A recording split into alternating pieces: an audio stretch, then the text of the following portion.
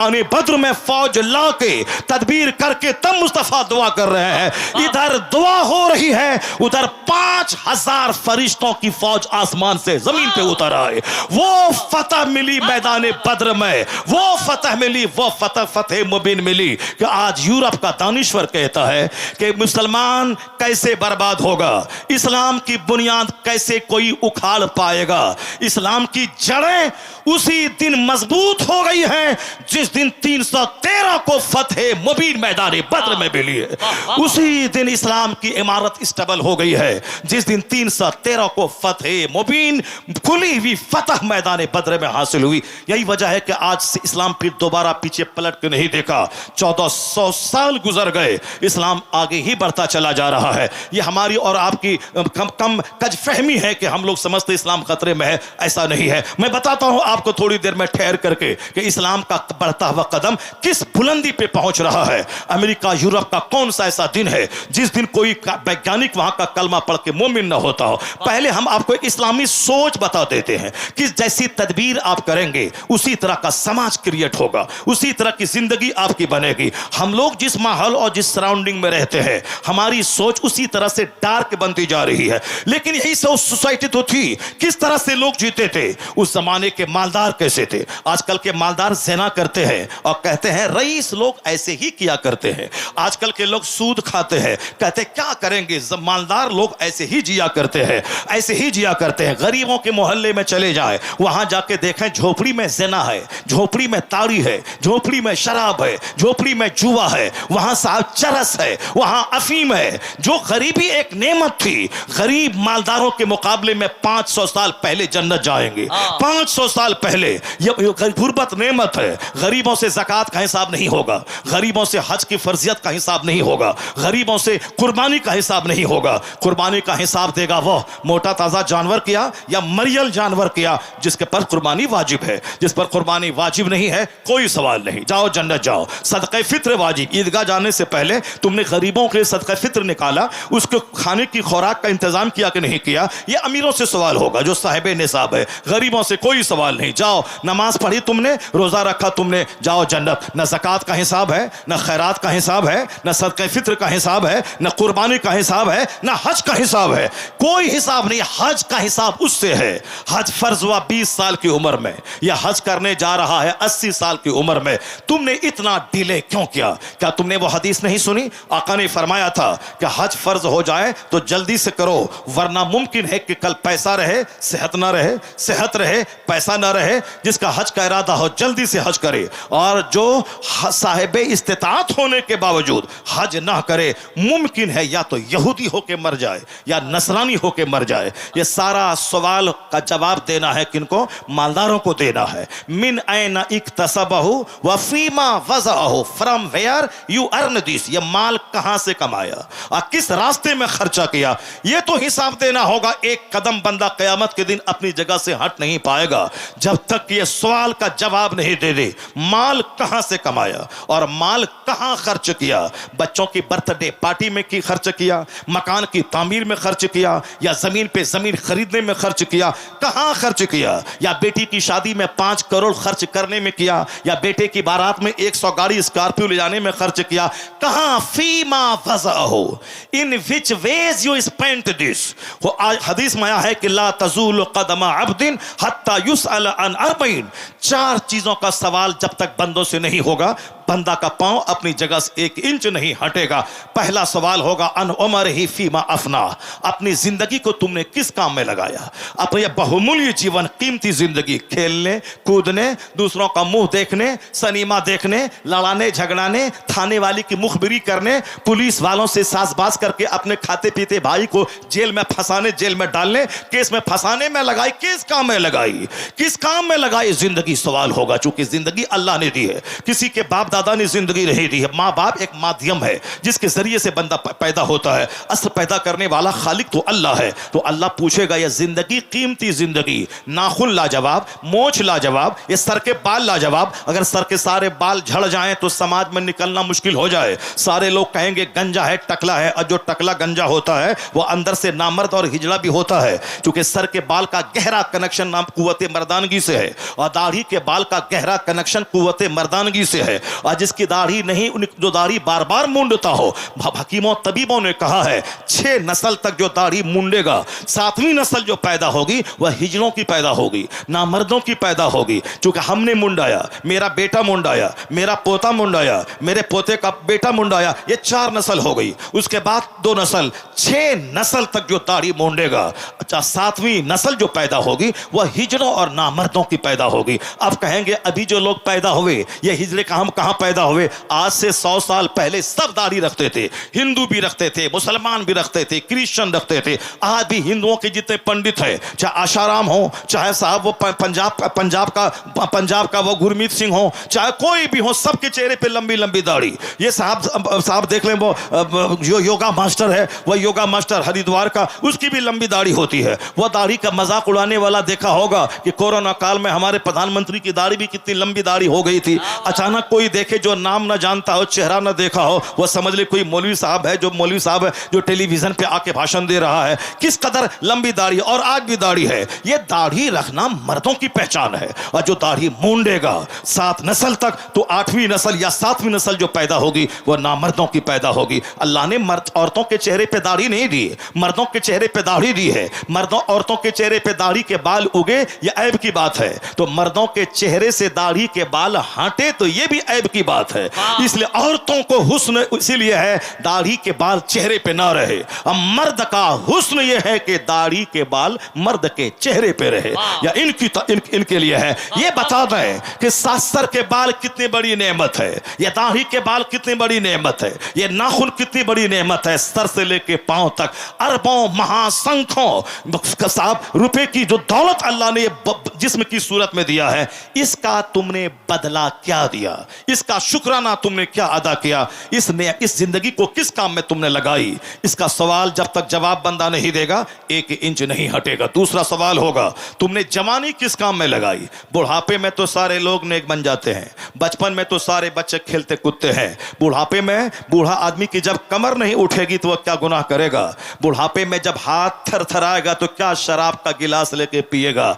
असल तौबा जवानी की है। किताब में आया है अल्लाह तबारक व तआला 70 बूढ़ों की तौबा से उतना खुश नहीं होता जितना एक जवान की तौबा से खुश होता है। चूंकि जवान के बदन में शहवत ख्वाहिशात की आग लगी होती है, जवान के बदन में तमन्नाएं हैं, सीने में आरजुएं हैं, विशेष हैं, डिजायर्स हैं, बेशुमार ख्वाहिशात हैं। किसी को देखने का, कुछ पीने का, लड़ने झगड़ने का, साहब बदकारी करने का, कोठे पे जाने का, मगर जो ख्वाहिशात पे कंट्रोल कर ले, खबरदार नहीं कदम बढ़ाना है। और रोने लगे, अल्लाह से भीख मांगे, इलाही गुनाहों से बचा दे, अब मैं तौबा करता हूं, मैं गुनाह नहीं करूंगा, तो जवान की तौबा 70 बूढ़ों की तौबा से बेहतर है। अल्लाह खुश होता है। इसलिए असल इबादत जवानी की। बुढ़ापे में सजदे में जाएगा, पीछे से हवा निकल जाएगी, रोता हुआ मस्जिद से बाहर आ जाएगा। बुढ़ापे में हज करेगा, 99 हाजी हज के बहुत सारे अरकान छोड़ के रोते हुए आते हैं, और ये कहते असल हज तो जवानी का हज है। बुढ़ापे में तो एक रुक्न अदा करता है, दूसरा रुक्न छोड़ता है, तरतीब नहीं अदा कर पाता, बैठ के रोता है। इसलिए असल हज जवानी की, असल नमाज जवानी की। आदमी ईशा पढ़ के मस्जिद में जाए, फजर की नमाज पढ़ के आए, असर पढ़ने मस्जिद जाए, मगरिब की नमाज पढ़ के आए। बुढ़ापे में जब मर्ज लाहिक होगा तो आदमी 1 घंटा पेशाब को रोक नहीं पाएगा, पेशाब उसको हर 1 घंटे के बाद लगेगा, रिया खारिज होगी। इसलिए असल इबादत जवानी की है। बुढ़ापे में कौन जिंदा रहेगा बुढ़ापे तक? इसलिए जवानी के बारे में सवाल होगा। जवानी में जबान का क्या इस्तेमाल किया, आंख का क्या इस्तेमाल किया, ख्वाहिशात का तुम कंट्रोल तुमने कैसा बांधा, शर्मगाहों का कैसा इस्तेमाल किया? तो सवाल होगा जवानी किस काम में गुजारी। चौथा सवाल होगा, तीसरा सवाल होगा माल का माल कहां से कमाया और कहां खर्चा किया? मालदार रोक लिया जाएगा, जवाब दो। गेहूं का हिसाब, धान का हिसाब, आम का हिसाब, खीरा का हिसाब, ककड़ी का हिसाब, ये सारा हिसाब दो। बेचारा हिसाब देने में रहेगा मालदार, और गरीब 500 साल पहले जन्नत चला जाएगा। गरीब सिर्फ नमाज का हिसाब दे, गरीब सिर्फ रोजे का हिसाब दे। रोजा अमीर गरीब मर्द औरत देहाती सब पर फर्ज है, और रोजा साल में 1 महीना फर्ज है, और नमाज रोजाना 5 टाइम फर्ज है। नमाज में ज्यादा टाइम नहीं लगता, फजर में 10 मिनट, जोहर में 15 मिनट, असर में 10 मिनट, मगरिब में 10 मिनट, ईशा में 15 से 20 मिनट। 12 घंटा जोहर असर फजर से लेकर जोहर तक कोई नमाज फर्ज नहीं है। उस टाइम में वो कमाने का टाइम है, स्कूल का टाइम है, खेती बाड़ी का टाइम है, दुकान में बैठने का टाइम है। इस वक्त में कोई नमाज फर्ज नहीं, फजर से लेकर जोहर तक, ताकि खूब कमाओ, खूब खाओ, खूब खेती बाड़ी करो, खूब दुकान में बैठो। जैसे ही बदन को फ्यूल चाहिए दोपहर के टाइम में, तो दोपहर में जोहर में अल्लाह को सजदा कर ले, फिर काम पे जा, 2 घंटा काम कर, फिर असर में खुदा को सजदा करने आ जा, फिर 1 घंटा बाजार जा, फिर दिन डूबने के बाद मगरिब में खुदा को सजदा कर, फिर बाल बच्चों के साथ रह, और रात में आखिरी बड़ी नमाज ईशा की नमाज पढ़ ले। उसके बाद सो जा, 8 घंटे की गहरी नींद ले, ताकि दिन भर की सारी थकावट तो दूर कर जाए। क्या मतलब अल्लाह ने जो नमाज का टाइमिंग रखा है, यह भी हिकमतों से भरा हुआ है। काम के टाइम में जो असल टाइम है फजर से जोहर का, उस टाइम में कोई नमाज फर्ज नहीं है। इशराक पढ़े तो सवाब नहीं, पढ़े तो कोई गुनाह नहीं। चाश्त पढ़े तो सवाब नहीं, पढ़े तो कोई गुनाह नहीं। फर्ज कोई नमाज नहीं है, यह टाइमिंग है। तो तुम 24 घंटे में 8 घंटे सो, 8 घंटे दुकान में काम करो, सिर्फ 1 घंटा निकाल कर 5 बार अपने पैदा करने वाले खालिक को सजदा कर। 1 घंटा सजदा कर, अल्लाह 24 घंटे की बरकतें अता कर देगा। अल्लाह तेरा चेहरा हरा भरा रखेगा। जो फजर की नमाज पढ़ ले, दिन भर चेहरा क्रीम की तरह चमकता रहेगा। जो जोहर की नमाज पढ़े, जो फजर की नमाज पढ़े, चेहरा चमकता रहेगा। जो जोहर पढ़े, रोजी में खूब बरकत होगी। जो असर की नमाज पढ़े, बदन में खूब बरकत होगी, ताकत मिलेगी, बीमारी घटेगी। जो मगरिब की नमाज पढ़े, उसकी औलाद में फरमा बरदारी होगी। बच्चे आंख नहीं दिखाएंगे, बेटी माँ बाप को ठेंगा दिखाकर गैरों के साथ भागकर खानदान की नाक मिट्टी में नहीं मिलाएगी, आबरू की धज्जियां नहीं उड़ाएगी, या बेटे सीना तान कर आंख दिखा के बाप को मारने की धमकी नहीं देंगे। जो मगरिब की नमाज पाबंदी से पढ़ता रहेगा, औलाद में फरमा बरदारी अल्लाह देगा। जो ईशा की नमाज पढ़ेगा, अल्लाह नींद में बरकत देगा। वह 4 घंटे भी सो जाए, सारी थकावट दूर हो जाएगी। उसको रिफ्रेश होकर सुबह अपनी दुकान, अपने खेत, अपने खलियान में बैठा रहेगा। और इसके बरक्स अपोजिट में जो फजर छोड़ेगा, अल्लाह चेहरे का नूर मिटा देगा, अल्लाह चेहरे का नूर छीन लेगा। वह दिन भर चाहे लिपस्टिक लगाए, कि फेयर एंड लवली लगाए, कि लेकमी लगाए, चाहे जो करना हो उसे, इस पाई में जाए, चाहे जहां जाए, इस हाउस में जाए, जब साहब वो ब्यूटी पार्लर में जाए, चेहरे पे जो हकीकी चार्मिंग है अल्लाह उसको मिटा देगा। जो जोहर छोड़ेगा, अल्लाह ताला उसकी रोजी से बरकतें मिटा देगा। वह 1000 कुंटल मकई उपजा ले, अल्लाह ताला बरकत ही खत्म कर देगा। सर ढांपेगा पैर खुलेगा, पैर ढांपेगा सर खुलेगा। करोड़ों कमाने के बाद भिखारी रहेगा। 5 करोड़ कमा लेगा, 6 करोड़ की जमीन खरीद लेगा, हाथ सूखा फकीर भूखा, सारी जिंदगी वह कर्जा अदा करता रहेगा। इसी हालत में तलब तलब के मर जाएगा, जिंदगी की सच्ची खुशी उसको नहीं मिल पाएगी। और जो शख्स फजर पढ़ेगा, मामूली भी कमा ले, अल्लाह उसमें बरकतें अता करेगा। अल्लाह ताला उस सूखी रोटी में बरकत देगा, कम कमाई में बरकत देगा, जिंदगी हरियाली से भरपूर रहेगी। असर की नमाज जो छोड़ेगा, बदन में ताकत देगा, बदन से ताकत अल्लाह छीन लेगा। जो मगरिब छोड़ेगा, औलाद से फरमा बरदारी अल्लाह छीन लेगा। आज जो औलाद नाफरमान हो रही है, तन्हाई में बैठकर गौर करना होगा, अपनी हरकतों पर नजरसानी करनी होगी। औलाद की नाफरमानी में हमारी नमाजों के तर्क का बहुत बड़ा हाथ है। नमाज फर्ज हुई थी 15 साल में, अभी उम्र हो रही है 50 साल। ये बता दें 35 साल की नमाज आपके जिम्मे कज़ा है, इसको तो अदा करना पड़ेगा। 35 बार हज भी कर लें, मगर ये 35 साल की नमाज आपके जिम्मे से छूटेगी नहीं, साकित नहीं होगी, इसको तो अदा करना पड़ेगा।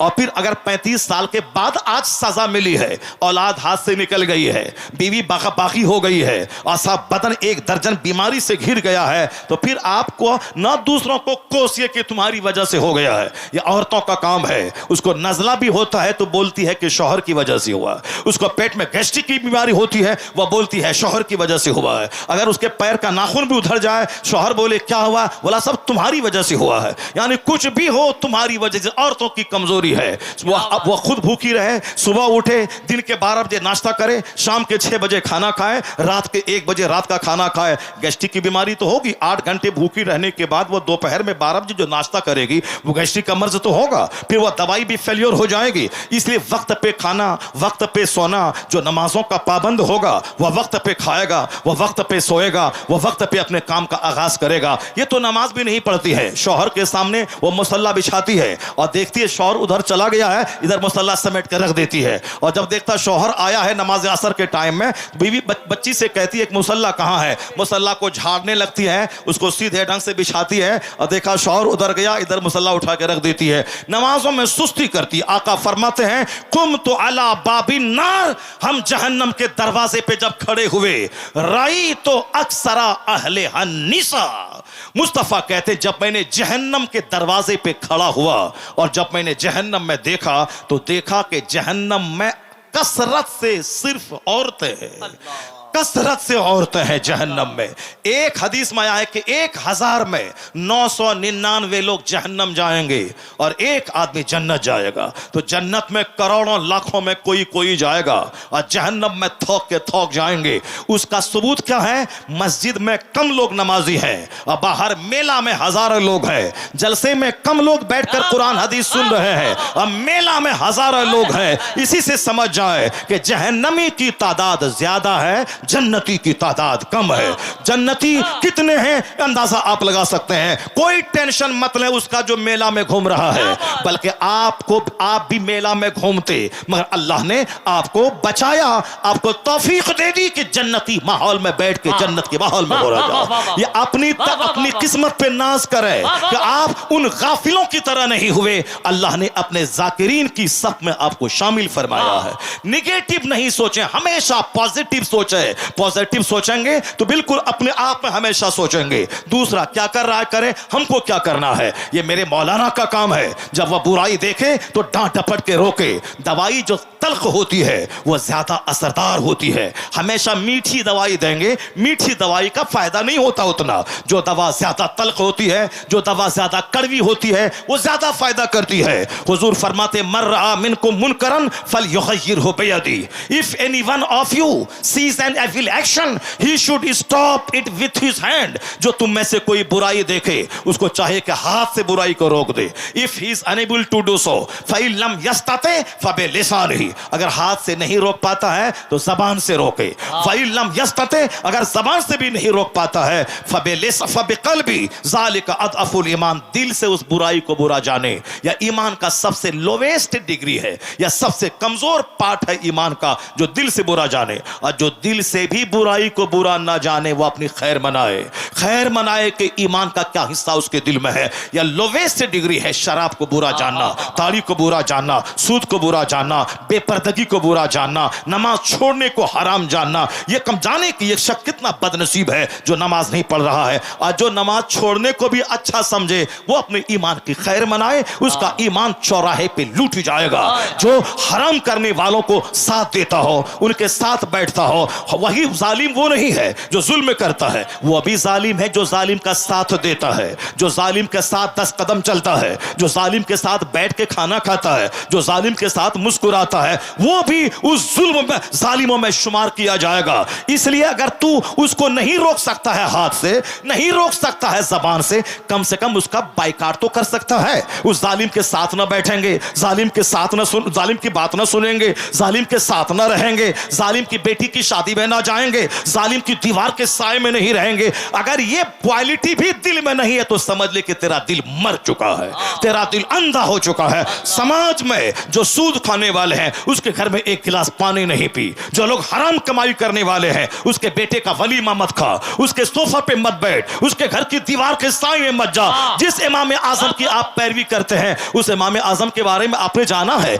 एक बार चोरी की एक बकरी चोरी चोरी हो गई, बकरी की चोरी हो गई। इमाम आजम ने एक साल तक 6 महीने तक बकरी का गोश्त खाना छोड़ दिया, या सोचकर शायद यह गोश्त उसी बकरी का ना हो, शायद यह गोश्त उसी बकरी का ना हो। 6 महीने तक, साल भर तक आपने बकरी का गोश्त खाना छोड़ दिया। एक शख्स ने आपसे सूद का आपसे कर्ज लिया था, वह कर्ज लिया था। एक बार जनाजे में हाजिर हुए, जबरदस्त धूप थी, लोग भाग भाग के दरख्त और दीवार का साया ढूंढते थे। मेरे इमाम आजम वह दीवार के साए में खड़े न हुए। किसी ने कहा हुजूर बहुत सख्त धूप है, आप इस दीवार के साए में खड़े हो जाएं ताकि थोड़ी सी राहत मिल जाए। कहा नहीं खड़ा रहूंगा। कहा क्यों? कहा यह घर वाला मुझसे पैसा कर्ज लिया है, यह मेरा कर्जदार है, और हदीस में आया है कर्ज देकर जो नफा लिया जाए वही सूद है। अगर मैं इसकी दीवार के साए में रहा, यह नफा लेना, फायदा लेना हो गया, इसलिए मैं इसकी दीवार के साए में नहीं रहूंगा।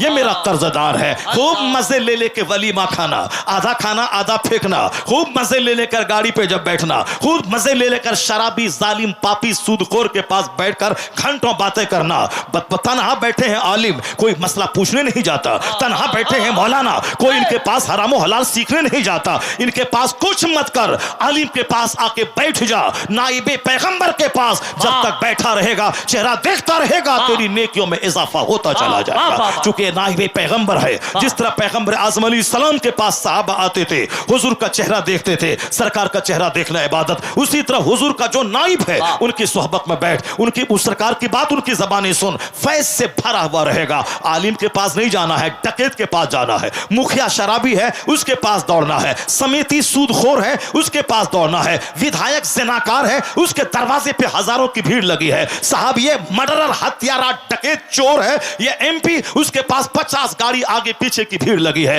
ये मत देखना जैसा वो है उसका साथ देने वाला भी वैसा, उसका दिल उजड़ा हुआ है, उसका दिल मरा हुआ है। आलिम के पास कौन बैठेगा?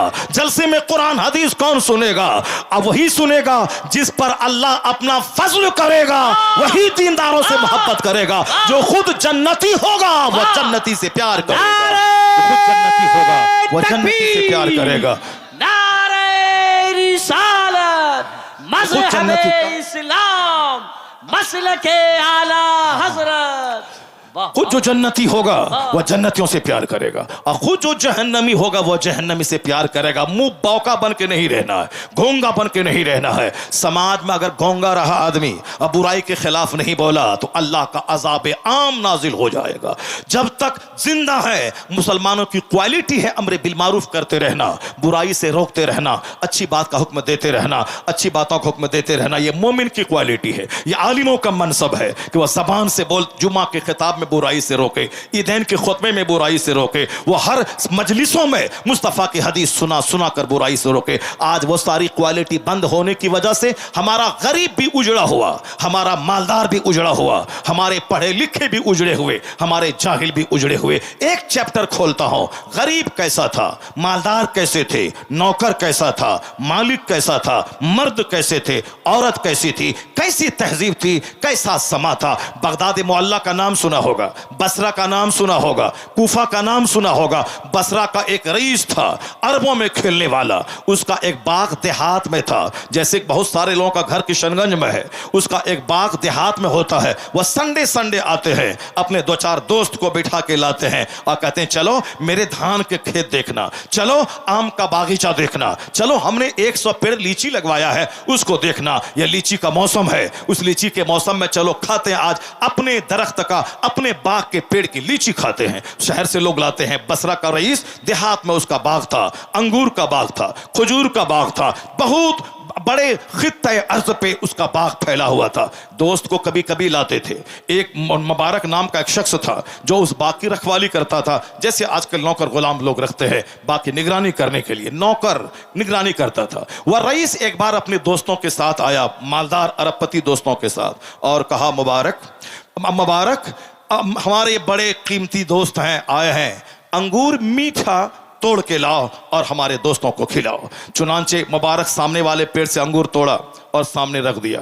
और अंगूर जब खाया बाग के मालिक ने, उसके दोस्तों ने अंगूर खट्टा था। कहा मुबारक, तुमको मैंने कहा ये हमारे मुअज़्ज़ज़ दोस्त, मालदार दोस्त हैं, इसके लिए मीठा अंगूर तोड़ के लाओ। उन्होंने फिर दूसरे पेड़ का अंगूर तोड़ा और ला के रख दिया। इत्तेफाक से वह अंगूर भी खट्टा था। फिर मुबारक ने कहा, थोड़ा मुबारक को तेवर बदल कर मालिक ने कहा बाग के, मैंने तुमसे कहा ये हमारे बड़े मालदार, बड़े कीमती दोस्त हैं, मीठा अंगूर लाओ। तीसरे पेड़ के पास गया, फिर तोड़ा, लाए, इत्तेफाक से वो भी खट्टा था। वो कहा मुबारक, तुमने नहीं सुना मेरी बात? मीठा अंगूर, मीठा मीठा, ये हमारे दोस्त मेरे शहर से आया है, क्या सोचेंगे, और तुम मीठा अंगूर की बजाय खट्टा ला रहे हो। वो कहा, हुजूर माफ फरमाए, मैं कैसे जानूं कि किस दरख्त का अंगूर मीठा है? अल्लाह समद, मैं कैसे जानूं किस दरख्त का अंगूर मीठा है? कहा क्या मतलब? कहा मतलब यही कि आपने मुझे बाग की निगरानी के लिए रखा है। आपने नहीं कहा था इस बाग में अंगूर खाते रहना, आपने कहा था निगरानी करना। मैं निगरानी करता हूं, मैंने अंगूर चखा नहीं है, तो मैं जानूं कैसे किस पेड़ का अंगूर मीठा है, किसका खट्टा है। बाग का मालिक कहा सच? कहा हाँ सच। कहा सच? कहा हाँ सच। मोमिन झूठ नहीं बोलता। बाग का मालिक चेहरा देखता रहा, इस जमाने का नौकर गुलाम, इस तरह ईमानदार, जबकि सीसी कैमरा भी नहीं है कि मैं आके खंगालूं कि कब देखा, कहां तोड़ा, कहां खाया। वो अगर 2-4-10 अंगूर खा भी लेता, अपने घर में 10 केजी भेज भी देता, तो मालिक को क्या पता चलता जहां हजारों पेड़ लगे हुए हैं। अल्लाह का डर। अब्दुल्ला इब्ने उमर रास्ते से गुजर रहे हैं, एक चरवाहे के पास हजारों बकरियां थी। कहा कि भूख लगी है, एक बकरी मेरे हाथ बेच दो। चरवाहा बोला कि ये मैं तो निगरान हूं, चरवाहा हूं, बकरी का मालिक तो शहर में रहता है, मैं तो निगरानी करने वाला हूं, मैं कैसे बेचूं? कहा आपने कि एक बकरी बेच डालो, पैसे भी मिल जाएंगे, और मालिक को कह देना कि एक बकरी मर गई। जब हजारों बकरियां यहां हैं, कोई मरेगी, कोई कमजोर होगी, कोई बीमार होगी, तो कह देना बकरियां मर गई। अब्दुल्ला इब्ने उमर ने से उस चरवाहे ने क्या कहा, जरा गौर से सुनिए। चरवाहे ने क्या कहा? चरवाहे ने कहा ठीक है, मालिक तो शहर में रहता है, मैं कह दूंगा कि 5 बकरियां मर गई, मैं आपके हाथ बकरी बेच दूंगा, पैसा ले लूंगा, मालिक नहीं देखेगा। लेकिन ऐन अल्लाह, ऐन अल्लाह, अल्लाह को कहां ले जाऊं? अल्लाह को कहां ले जाऊं? वो अल्लाह जो हर वक्त मुझको देखता है।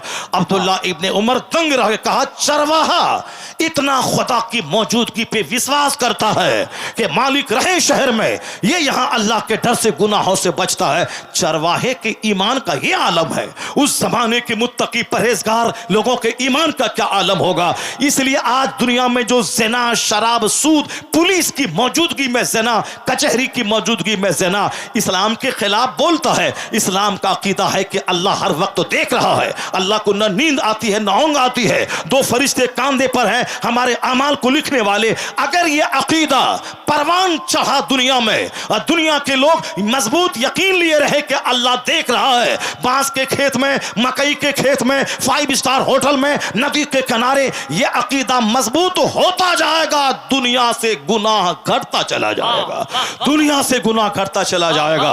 काफिर तो कहता ही नहीं कि अल्लाह है, मुसलमान कहता भी है तो जबान से कहता है, हल्क के नीचे नहीं उतरता है।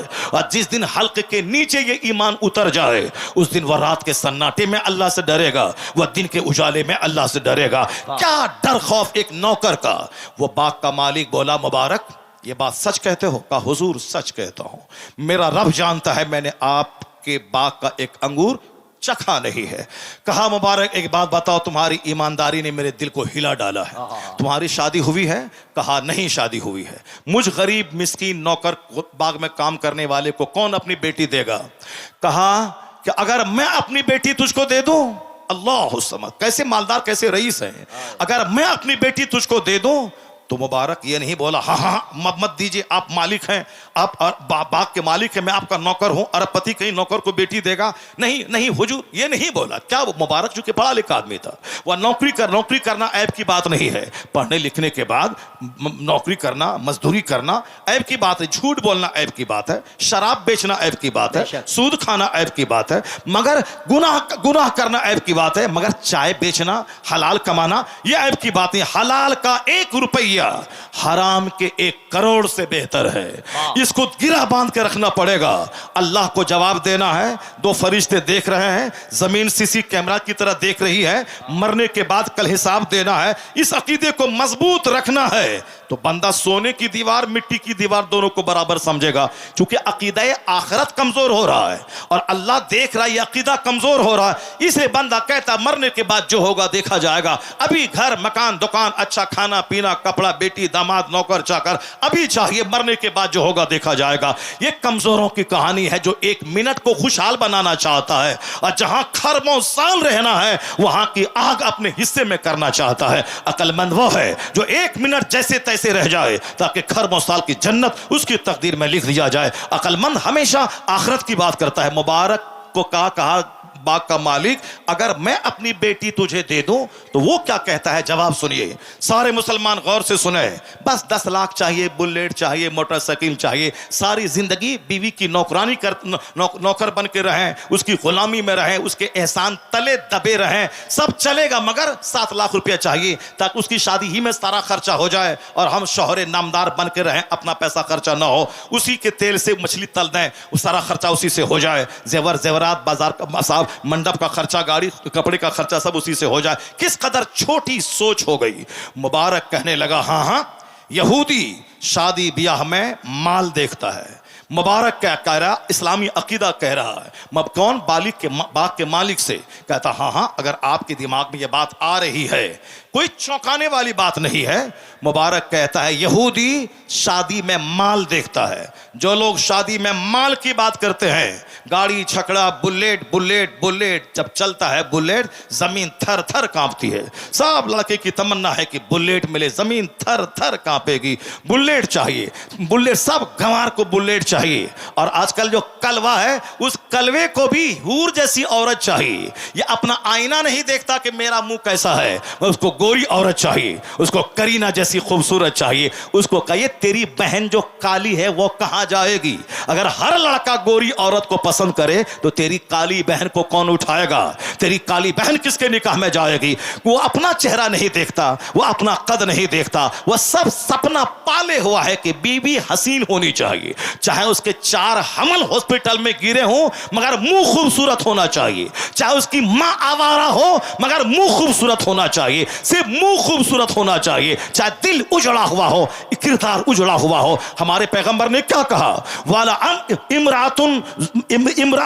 इमरातुस सौदा, मुस्तफा फरमाते हैं वाला अमतुस सौदा ज़ातु दीनिन अफजल। आका कहते हैं काली कलोटी दीनदार औरत तेरे हक में बेहतर है, काली कलोटी दीनदार औरत तेरे हक में बेहतर है।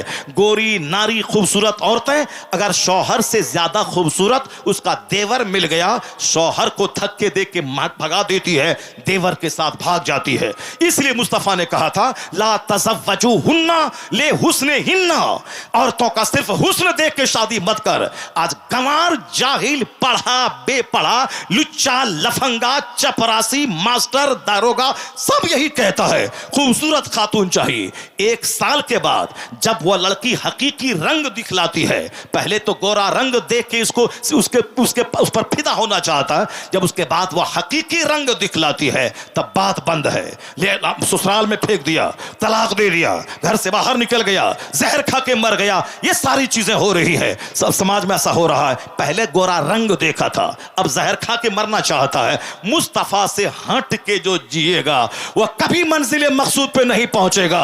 हुजूर ने कहा दीनदारी देखना निकाह में, और तुमने माल देखा, हुस्न देखा। आज अगर निकाह टूट रहा है, तलाक हो रही है, समाज बिखर रहा है, तो खिलाफे पैगंबर कसे रह गुज़ीर कि हर चीज बमंजिल नखाहत रसीद। मुस्तफा के खिलाफ जो करेगा कभी मंजिल मकसूद पर नहीं पहुंचेगा। वह मुबारक क्या कहता है, हाँ हाँ यहूदी माल देखता है, नसरानी हुस्न देखता है शादी में, यहूदियत है ये, जो माल देखे शादी में, नसरानियत है ये जो शादी में सिर्फ खूबसूरती देखे। या चेहरा चाटना है, चूमना है, या सिर्फ औलाद और नस्लों को देखना है। खानदान आबाद होता है औलाद से, शादी होती है औलाद के लिए, ना कि सिर्फ चेहरा चूमने और चाटने के लिए। औलाद कैसी होगी? औलाद फरमा बरदार, औलाद सहीहुल आज़ा, औलाद हो फरमा बरदार। उसके लिए जिस जमीन से वह औलाद पैदा होती है उस जमीन का जरखेज होना जरूरी है। मां है जमीन, बाप है बीज डालने वाला। बीज नाकारा हो और जमीन नाकारा हो तो फसल जली हुई पैदा होती है। जब मां हो सर से लेके पांव तक नेकी का मुजस्समा, और बाप हो अपने वक्त का सही और मुत्तकी परहेजगार इंसान, तब बेटा जमाने का कुतुब पैदा होता है, तब बेटा अब्दाल पैदा होता है। जब मां थी फातिमतुल ज़हरा और बाप थे शेरे खुदा मौला अली, दिन भर जहाद रात भर सजदा, तब बेटा इतिहास रचने वाला हसन और हुसैन पैदा हुआ। इस मां जमीन है, इसलिए सिर्फ चेहरा चूमने के लिए ब्याह मत करना, औलाद के लिए ब्याह करना। तो अब मां जो जमीन है वह जमीन सड़ी हुई ना हो, वह जमीन गली हुई ना हो, वह जमीन जली हुई ना हो, जमीन सरखेज हो, दीनदार हो। यहूदी माल देखता है, नसरानी खूबसूरती देखता है। और मुबारक क्या बोला? क्या बोला? मोहम्मदी दीन देखता है। सुभान अल्लाह, सुभान। मोहम्मदी दीन देखता है, मोहम्मदी दीन देखता है। मुबारक से कहा बाग के मालिक ने, तुम ठहरो, मैं अपनी बीवी से मशवरा करता हूं, फिर मैं तुमसे बात करता हूं। वह गए अपना शहर, अपनी बीवी से कहा। मुबारक तो ताज्जुब खेज निकला, इतना ईमानदार इस कहीं देखा नहीं गया। मेरी एक बेटी है, हुस्न जमाल की मुजस्समा, चाहता हूं इस बेटी का अक़्द मैं मुबारक से मैं कर दूं, तेरी क्या राय है? जब शौहर लाजवाब था, वह औरत आजकल की औरतों की तरह डाइन और जोकराइन नहीं थी। नहीं नहीं, मेरी बेटी की शादी उस नौकर से होगी तो दुनिया क्या कहेगी और मेरी बेटी को क्या खिलाएगा। नहीं, वो क्या बोलती है? मैं भी सोचती थी मेरी बेटिया का शौहर जन्नती और वली मिल जाए, ईमानदार मिले। आपकी जो राय है मैं उस राय से मुत्तफिक हूं, अलबत्ता बेटी जवान है, उससे मशवरा कर लिया जाए। उन्होंने बेटी से जाकर मां बोली कि बेटा, बाप ने तेरे लिए ईमानदार मुबारक का सिलेक्शन किया है। अगर आज की बेटी होती तो कहती नहीं नहीं, नौकर के साथ मैं एक बाग के मालिक की बेटी कभी नहीं शादी करूंगी, मैं मर जाऊंगी, मैं दीवार से सर टकरा लूंगी, मैं मर जाऊंगी, खुदकुशी कर लूंगी। जैसा माहौल वैसी औलाद। वो क्या बोली? मेरी मां की जो मर्जी है, मेरे बाप की जो मर्जी है, बाप मां की मर्जी पे सरे तस्लीम झुका देती हो। मां बाप की मर्जी पे सरे तस्लीम झुका देती हो, मां बाप की मर्जी पर सरे तस्लीम झुका देती हो। यहां हमारा जोकर बेटा बोलता, बाप आपको इसी लड़की से शादी करवाना होगा, वरना बेटा से हाथ धो बैठिएगा। और लड़की बोलती है, इससे मैंने प्यार किया है, इससे शादी करवाना होगा, ना तो मैं जहर खा के मर जाऊंगी। मां बाप मरता क्या ना करता, कहा चलो जाओ, जो तुम्हारे मुकद्दर में है, जहां तुम चाहती हो वहीं जाओ। जैसा हम वैसी मेरी औलाद। अगर बाप कैसा लाजवाब, मां कैसी लाजवाब, औलाद क्या बोलती है? मां बाप की मर्जी पे सरे तस्लीम खम है। जो अपनी मर्जी से शादी करेगा उस शादी में कभी ठहराव, कभी स्टेबिलिटी नहीं होगी। जो मां बाप की पसंद के मुताबिक शादी करेगा उस शादी में बरकतें होती हैं, उसमें रहमतें शामिल होती हैं। इसलिए यहूदो नसारा की तरह love marriage, love marriage, love marriage, love marriage, love marriage की को मुस्लिम सोसाइटी में दाखिल मत दे, बल्कि नेक परहेजगार औरत को प्रेफरेंस दे, तरजीह दे। अगर लड़की नेक हुई, औलाद का नेक बनना तय है। समाज के रईसों से मशवरा लिया गया कि मैं अपने गुलाम मुबारक से अपनी बेटी का अक़्द करना चाहता हूं। सारे अरबपति दोस्त चुके, वो खुद अरबपति था, उसके दोस्त अरबपति थे, सब ने कहा हाँ, इस ईमानदार ऑनेस्ट लड़का कहां मिलेगा? क्योंकि मालदारों के दिमाग में तकवा की कैफियत थी। मैं कहना चाहता हूं, आज हमारे मालदार, आज हमारे गरीब जो जन्नत जाना था वो शराबी चरसी बन गया। जो हमारे मालदार को दौलत खर्च करके मदरसा में, मस्जिद में, मस्जिद बनाकर, मदरसा बनाकर, गरीबों मिस्किनों को देकर, आलिमों की खिदमत करके, बीमारों का इलाज करवा के, दौलत खर्च करके जन्नत खरीद लेता, मगर वो सारे पैसे एलईडी टीवी खरीदने में, सारे पैसे नाचने गाने में, डीजे में, सब में खर्च हो रहे हैं, मगर दीन की राह में खर्च नहीं। दौलत ने जहन्नम में दाखिल किया, यहां गरीबी ने जहन्नम में दाखिल किया। जबकि गरीबी जन्नत जाने का शानदार जरिया, मालदारी जन्नत जाने का शानदार जरिया। दीन नहीं है तो मालदारी भी आफत, गरीबी भी आफत। जहां दीन है मालदारी भी में भी जन्नत है, गरीबी में भी जन्नत है। असल चीज दीनदारी है। मां रईसों ने मशवरा दिया, सारे कूफा के रोसा की मौजूदगी में मुबारक को बुलाया गया और मुबारक को उनके निकाह में बसरा का अरबपति अपनी बेटी को उनके निकाह में दे दिया। हर तरफ से मुबारकबादियां आने लगी। अब मुबारक की शादी को मुबारक और मसूद समझा गया। मालूम है सारा काम तो अल्लाह ही करता है, कुदरत का कानून है, अल्लाह ही सब कुछ करने वाला है। मुबारक आप अगर तकरीर सुनते हैं, अगर आपने इस्लामी स्टडी इस्लामिक तारीख पढ़ी है, अब्दुल्ला इब्ने मुबारक का नाम आपने सुना होगा। इस्लामी तारीख में 10 बड़े मुहद्दिसीन हैं, उन मुहद्दिसीन में एक नाम अब्दुल्ला इब्ने मुबारक का आता है। तो वह मुबारक ही था जो बाग का रखवाली करने वाला। वह खातून थी अरबपति बनाने की बेटी होने के बावजूद तहज्जुद पढ़ने वाली। और जब लड़का ईमानदार और लड़की मुहज्जब मिली, उन्हीं दोनों जोड़े से जो तीसरा वजूद तैयार हुआ, उसी का नाम अब्दुल्ला इब्ने मुबारक है। जब बाप हो मुबारक जैसा, तब बेटा अब्दुल्ला इब्ने मुबारक हुआ। जब बाप हुए अली, मां हुई फातिमा, तब बेटा हसन और हुसैन पैदा हुआ। जब बाप हुए मूसा जंगी दोस्त और मां हुई सर से लेके पांव तक नेकी का मुजस्समा, तब बेटा वलियों का सरदार अब्दुल कादिर जिलानी पैदा हुआ। जब बाप सैयद गयासुद्दीन जैसा जाहिद और मां रात के आखिरी पैर मुसल्ले पे सजदा करने वाली, तब बेटा 90 लाख काफिरों को कलमा पढ़ाने वाला मोइनुद्दीन अजमेरी जन्म लिया। जब बाप हुए आबिदो जाहिद और मां हुई अजनबी मर्दों से सारा जिस्म छुपाने वाली, तब बेटा नाइबे गरीब नवाज कुतुबुद्दीन बख्तियार काकी की सूरत में पैदा हुआ। जब मां हुई राबिया असर सैयदा जुलेखा जैसी और बाप हुए आबिदो जाहिद, तो बेटा बादशाह से लेकर चपरासी तक तहज्जुद पढ़वाने वाला महबूब इलाही निजामुद्दीन देहलवी पैदा हुआ। और जब बाप हुआ मुफ्ती नकी अली खां और मां हुई तहज्जुद गुजार, तब बेटा करोड़ों मुसलमानों का सरदार अहमद रजा खां पैदा हुआ। और जब दादा हुआ हुज्जतुल इस्लाम और नाना हुआ मुफ्ती आज़म हिंद, पर नाना हुआ आला हजरत और बाबा हुए मुफस्सिर आज़म हिंद और मां हुई सारा जेवर बेचकर मंजर इस्लाम के मुदर्रिस की तनख्वाह दिलाने वाली। तब उसी कोक का बच्चा 10 करोड़ मुरीदों का मुर्शिद अख्तर रजा का अज़हरी ताजु शरीयत। तकबीर, नारे रिसालत, मज़हबे इस्लाम, मसलके आला हजरत, तालीमाते आला हजरत, नारे तकबीर। दोस्तों इस वक्त आप देख रहे हैं हजरत अल्लामा डॉक्टर शहरयार रज़ा साहब किबला की तकरीर के दौरान खतीब आज़म हिंदुस्तान हाफिज अहदीस कसीरा हजरत अल्लामा कारी जिक्रुल्लाह मक्की साहब किबला बरेली शरीफ की आमद हो रही है। आप इस्तकबाल करिए। नारे तकबीर, नारे रिसालत, मसलके आला हजरत, नारे तकबीर, नारे रिसालत। अब मैं अपनी गुफ्तगू ख़त्म कर रहा हूँ। मैंने अपनी तकरीर में जो भी बातें आप तक पहुँचाई हैं उसको संजीदगी से गिरह बांध के रखेंगे। मैंने अपनी तकरीर में बताया आपके सामने के मदरसा इंसान बनाने की फैक्ट्री है। इस फैक्ट्री की हिफाजत कीजिएगा। 5 घंटे बच्चे स्कूल में पढ़ें, आधा घंटा डेली कंपलसरीली मकतब में आलिम के पास अपने बच्चे को भेजें। 5 घंटा फिजिक्स पढ़ेगा ताकि बच्चा नौकरी मिले, दुनिया में खुशहाल रहे, और आधा घंटा कुरान हदीस पढ़ेगा ताकि मरे तो मुस्तफ़ा की जन्नत मिले। यहाँ भी खुशहाल रहने के लिए मेहनत करनी पड़ेगी और जन्नत जाने के लिए इससे ज़्यादा डबल मेहनत करनी पड़ेगी। दुनिया में 60 साल 65 साल तक नौकरी करनी है, 30 साल पढ़ना है। इसके लिए 8 घंटे 10 घंटे, जहाँ खरबों साल जन्नत में रहना है, उसके लिए कितनी मेहनत करनी पड़ेगी। तो दूसरी कौमों के मुकाबले में मुसलमानों को डबल मेहनत करनी है। 1 मैन 2 मिशन। हम आदमी एक हैं, हमारा मिशन 2 है।